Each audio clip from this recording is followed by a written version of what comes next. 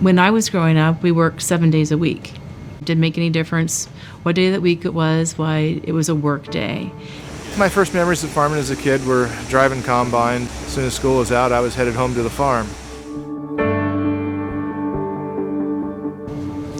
I grew up here, so I was born on the farm. I grew up just in the house next door. When I was growing up, we worked 7 days a week.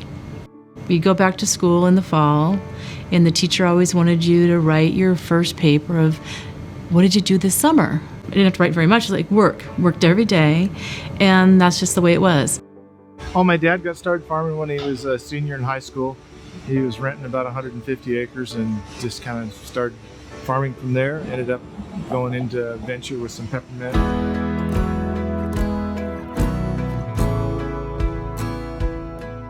The reason it's such an honor for us to work with the Fennell family is because they take such pride in what they do. They love growing peppermint, they love harvesting peppermint. You look at this distillery. This is a state-of-the-art distillery. You won't find anything like this anywhere else in the world. As soon as the trucks start bringing in the tubs, we just watch for when they're going to hook them up and make sure they get the steam going. When the steam comes up to pressure, we've got different buttons here to regulate the steam. And it's just a lot of pacing back and forth in here, watching 16 different bays and making sure it happens right. This year we're harvesting 520 acres of peppermint, and we're going to plan on doing that at 8.5 days. We're cooking right now about 102 to 103 tubs a day. The Willamette Valley tends to have a more oil that's more sought after than other places in the United States or around the world. And a lot of it just has to do with the climatic conditions here. When the plant starts to bloom, the quality of the oil starts to change. We don't want to end up with oil that's not of the consistency that the consumer wants. Although we could get more oil by letting the plant get more mature, there's a certain time in there when we have the best quality for the maturity.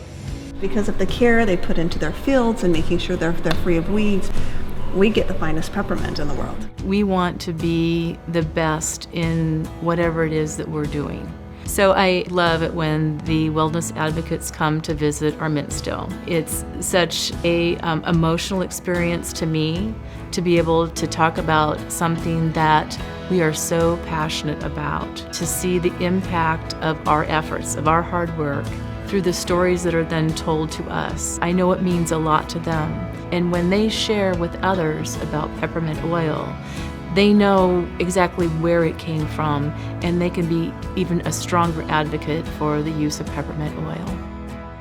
And you think, wow, we really are making a difference.